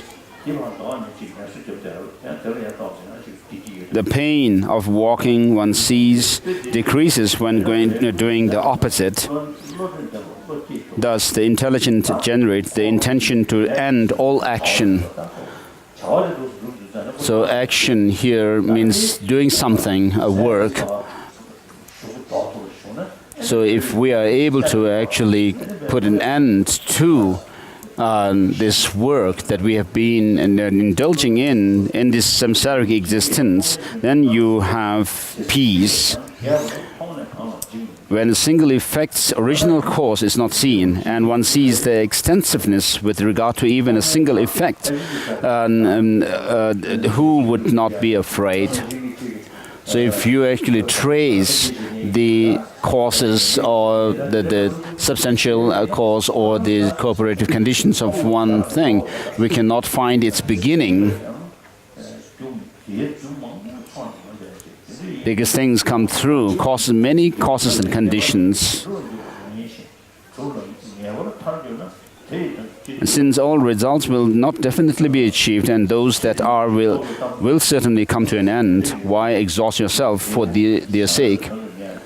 So the effort we put for the pleasures of this life, such as food, clothing, our fame, and so forth,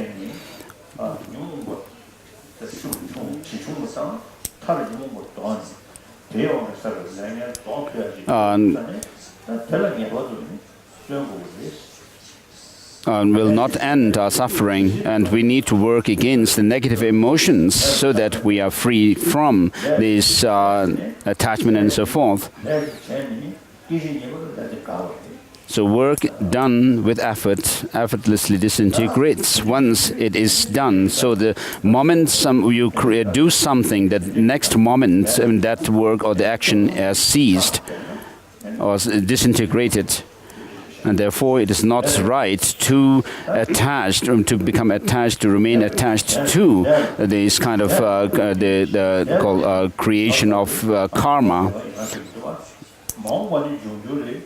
Though this is so, still you are not at all free from attachment to actions. So there is no pleasure in relation to either the past or the future. So that which occurs now, too, is passing, and therefore you cannot remain relaxed, feeling satisfied. Why do you weary yourself? So thinking about the pervasive condition to the suffering of the existence, and using your intellect, investigate the long-term effects.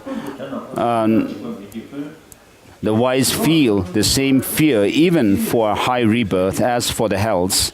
It is rare indeed for a worldly state not to produce fear in them. So just as the Arya beings who have seen their selflessness directly, the childish do not see that. So if childish people ever perceive the suffering of cyclic existence, at that moment both their mind and body would completely fail. And people without pride are rare, and the proud have no compassion. So there are 7 types of pride that are mentioned based on one's self-grasping attitude,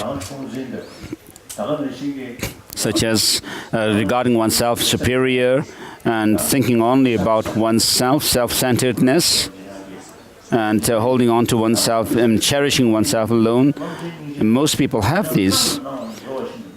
And thus it is said to be very rare to go from light to light. So it is said that those who go from a higher realm of existence to a higher realm is rare.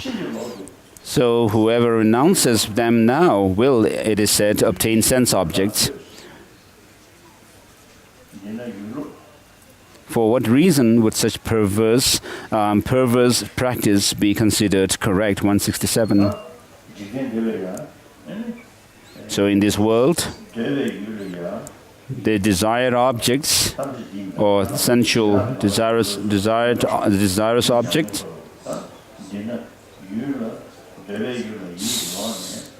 the sense objects, regarding them, renouncing and practicing asceticism,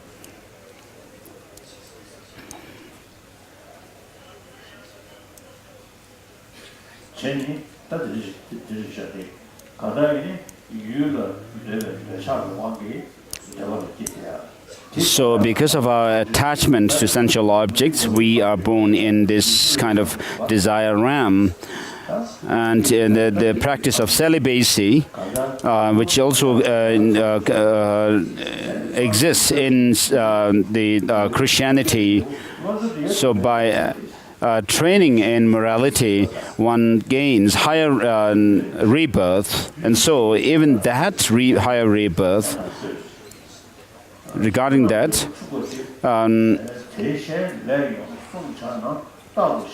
so for what reason would such perverse practice be considered correct? So wealth, the result of merit, the wealth or rich, becoming rich is the result of practice of generosity, must be thoroughly protected from others.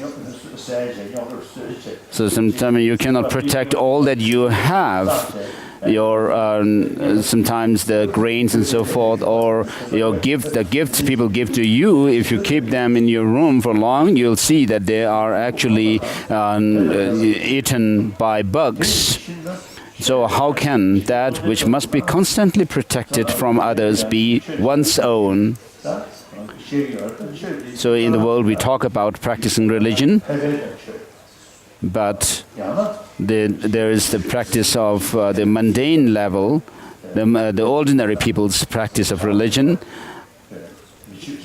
and then there are those of the practices of human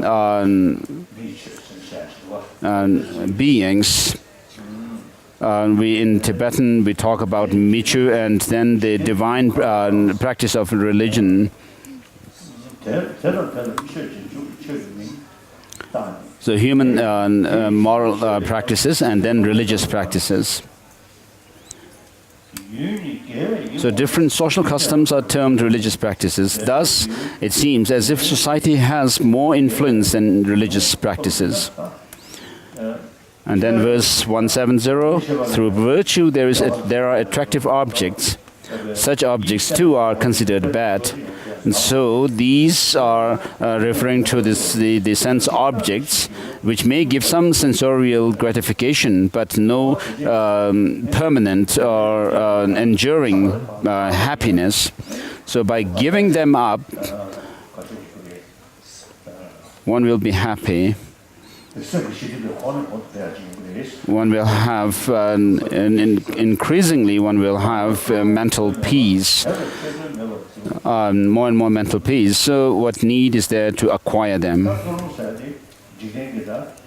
And the next verse, 171, for one not in need of authority. So this authority here refers to the king's orders and so forth, laws of the land. Practices for that end are meaningless. So it is said that for practitioners of spirituality, one should not actually give the tether in the hands of others. And while living a very simple and modest life, without much want, one should live like an animal, a wild animal in solitude, an animal that is endured, living in solitude. One should live like that. And so these mundane activities are irrelevant to them. So whoever strives for authority is called a fool among men. So the leaders and the kings and so forth, revering them and are not necessary. So with a view of future effects, you grasp at practices out of greed. When you see the future outcome, why are you not afraid? As for wage earner, merit is in every way just like a wage. How could those who do not want virtue do what is non-virtuous? The next verse shows how to see things like an illusion. Whoever sees phenomena as like a collection of mechanical devices and like illusory beings most clearly reaches the excellent state. For those who do not enjoy any objects in cyclic existence, it is altogether impossible to take pleasure in this world. So by seeing the fault of samsara and also the negative disturbing emotions, whether you have wealth or your body and your relatives, near and dear ones, you would be able to, if you become someone who is able to see that they are all sources of suffering, then you will have this aspiration to liberation.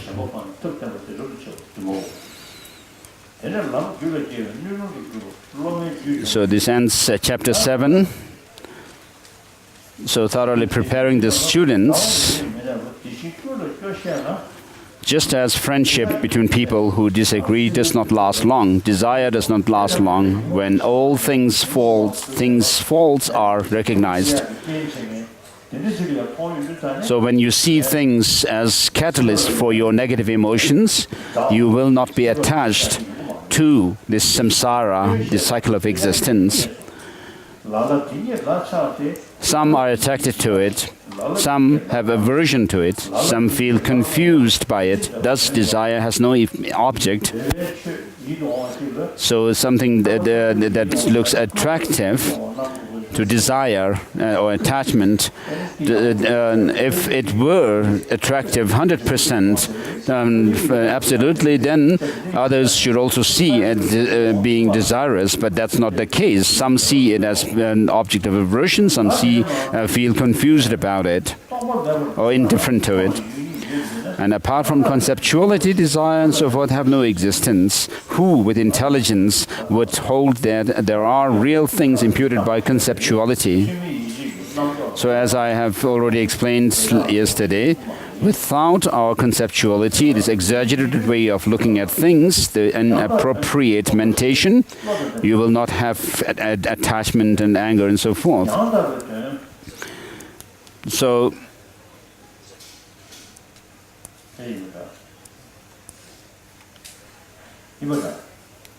apart from conceptuality, desire and so forth have no existence. So who with intelligence would hold there are real things? So real things here refers to things having some objective independent existence. So imputed by conceptuality. None is, as it were, bound to another. It is unfeasible to separate that which is bound together. So this also seems to refer to the object to be negated when we establish selflessness.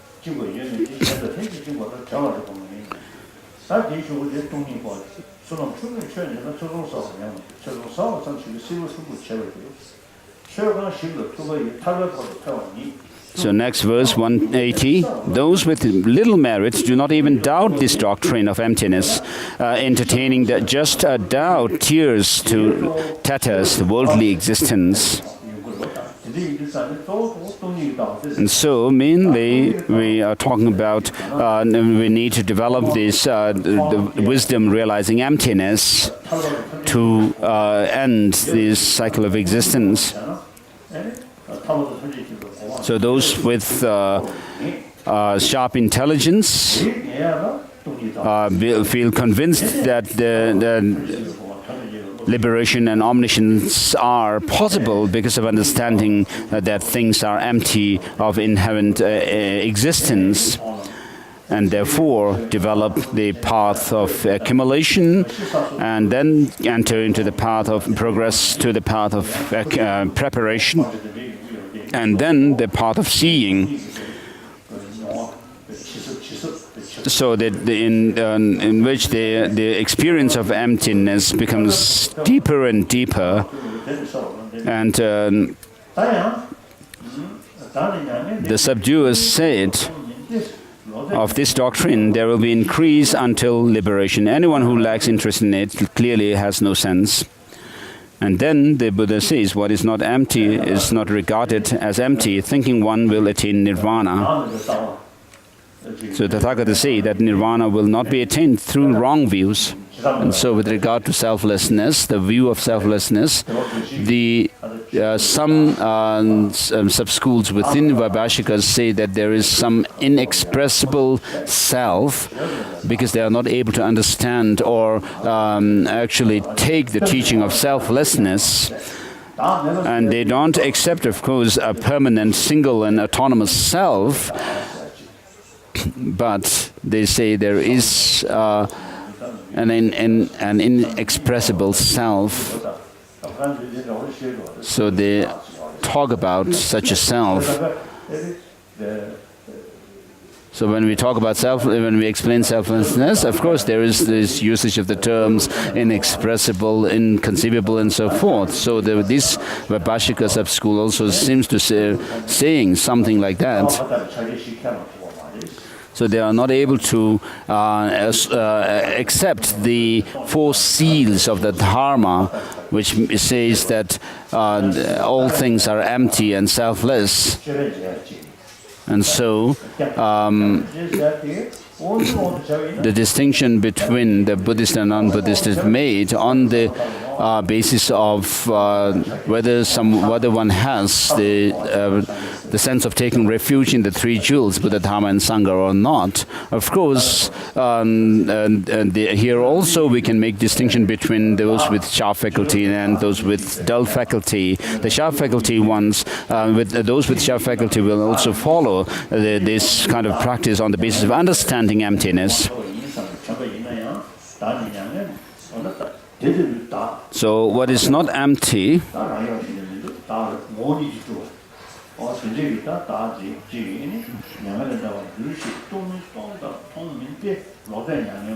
is not regarded as empty. Thinking one will attain nirvana. Tathagata say that nirvana will not be attained through wrong views.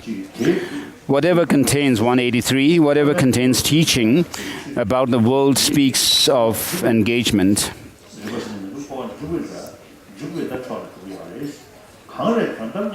Whatever contains elucidation of the ultimate speaks of disengagement. So engagement here refers to entering samsara, or the cycle of existence, and disengagement means going out of it.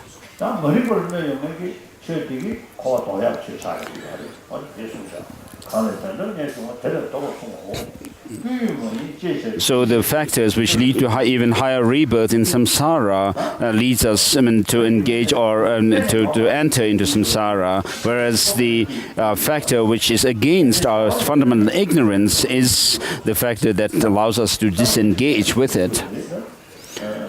So thinking nothing exists, what is the use? You may be afraid, but if actions exist, this doctrine would not be a prevention. So if you are able to understand that emptiness means dependent origination, and dependent origination means empty.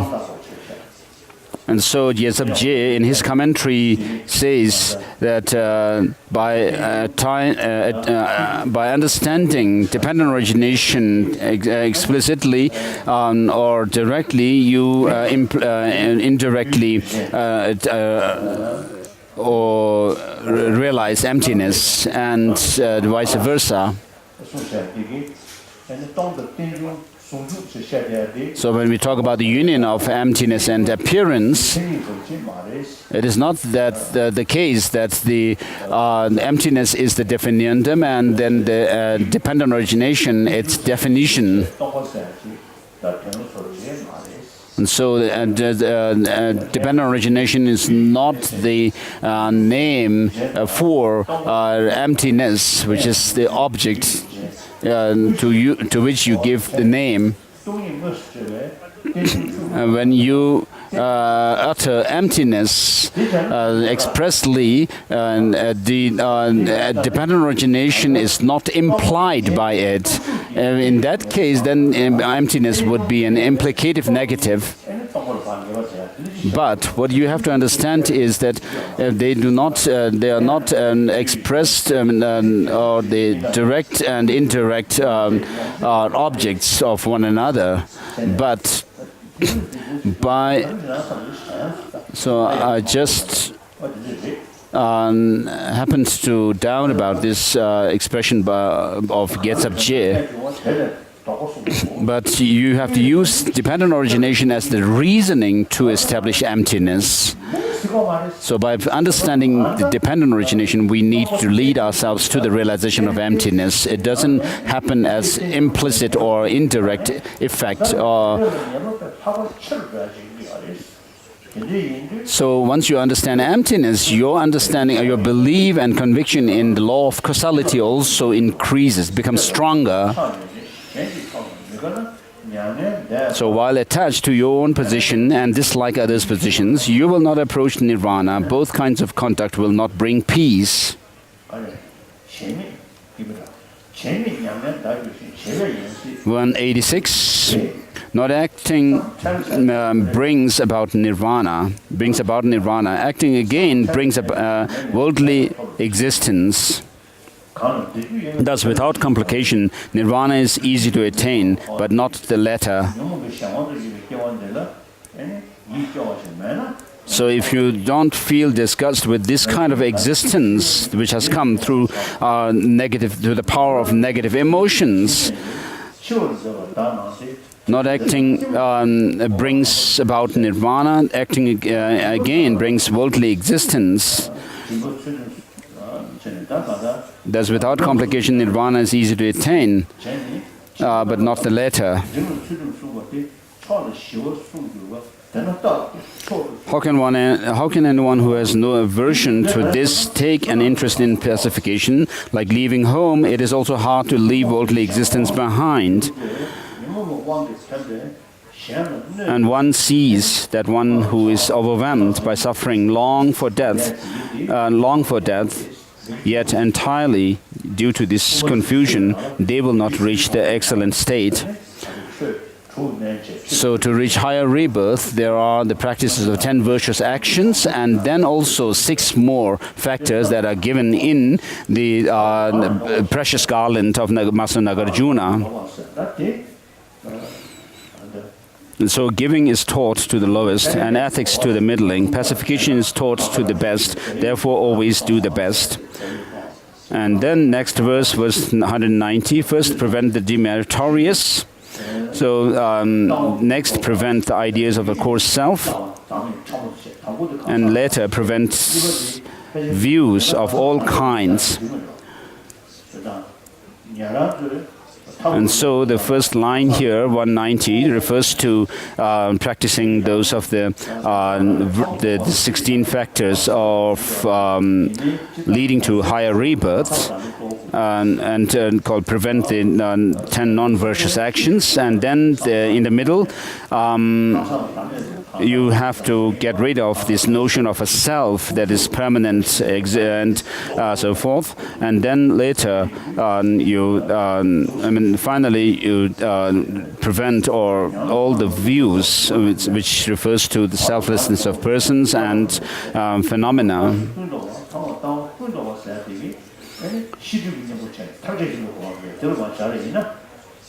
So we could refer this third line to the wisdom realizing emptiness, which serves as an antidote to this the obstruction to obscuration to knowledge as well. And so whoever knows this, this is wise, meaning that the person is able to understand the import of the entire teaching of the Buddha.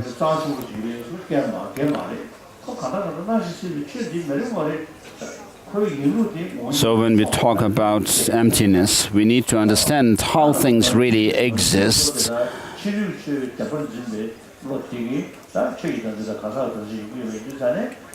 So because of our grasping at true existence and self and other things, we have this negative emotions and holding on to the things and self having some independent existence.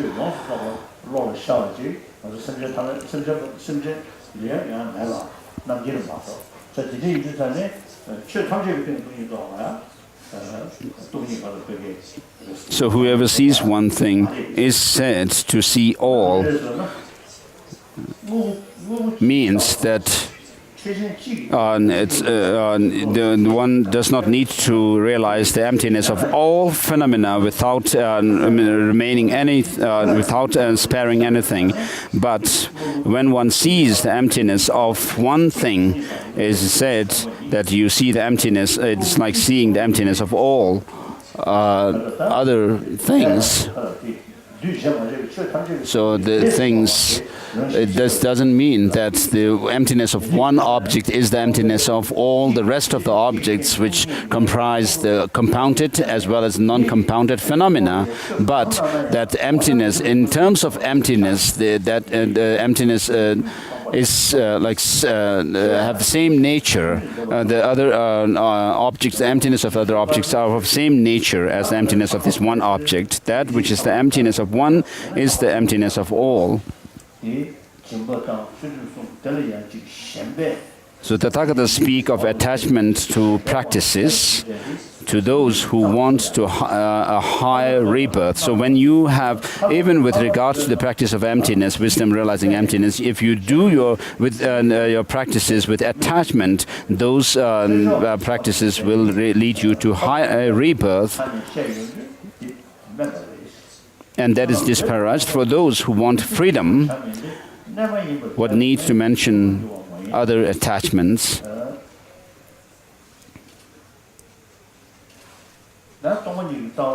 So with regards to the realization of emptiness, the view of emptiness, those who are not yet matured for this teaching, you may cause harm to them by teaching on emptiness. Therefore, we have to be careful. Those who want merit should not always speak of emptiness. Doesn't medicinal compound turn to poison in the wrong case?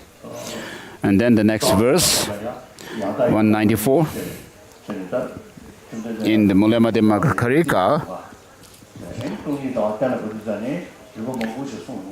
when presenting emptiness, there are many different ways of using reasoning that are used in Madhyamaka Karika as well. So teaching exists in 195.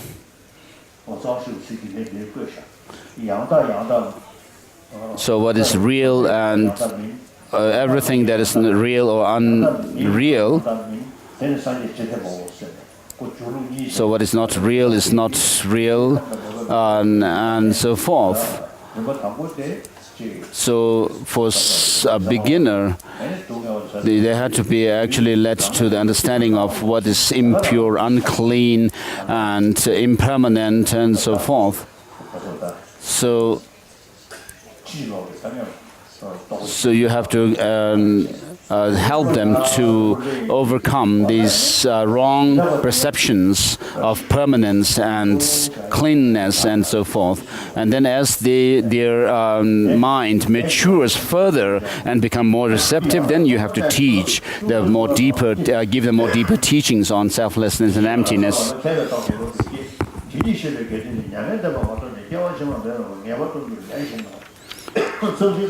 So verse number 96 down. So correct perception leads to the supreme state. Some perception of to good transmigration. The wise thus always expand their intelligence to think about the inner nature. So he's always commenting on that line when it refers to progression in one's understanding of impermanence and so forth. Though knowing reality, through knowing reality, even if now one does not attain nirvana, one will certainly gain it effortlessly in the later life, as it is with actions and so forth. So with regard to our body, there's basic building blocks, the subtle particles. If you think about the continuity in terms of the substance, there is no beginning. Whether we talk about the substance or the particles of the body or the external objects, they have no beginning.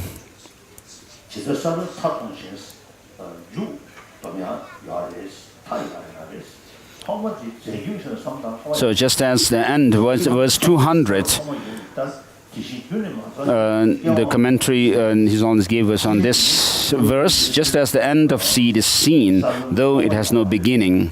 So regarding the continuity of the substance of a seed, there is no beginning.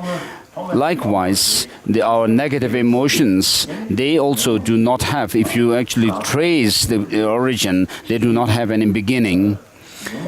But they have an end. When the karma that is created through our negative emotions cease, then there is end to our samsaric existence. So this is the 4th chapter. 8th chapter completed. So we'll have tomorrow start at 8 o'clock.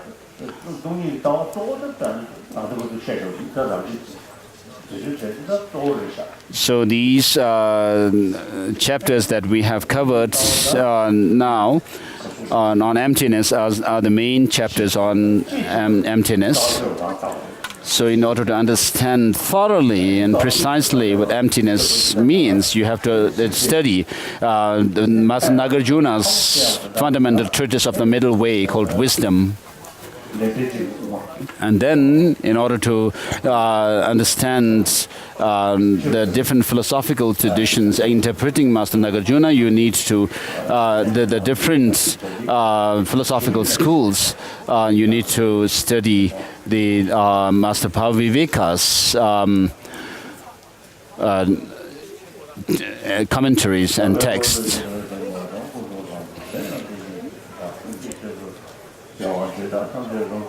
May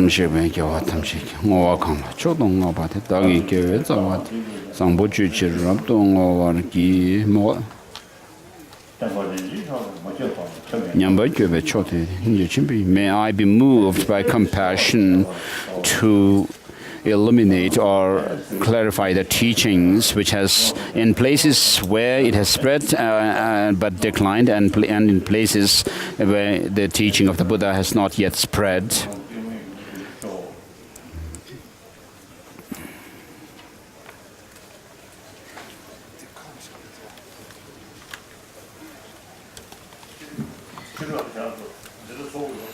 So tomorrow, 8 o'clock, teaching starts, so please come. We'll have the review session at 1:30 for the English listeners in Kalachakra Temple, so please come.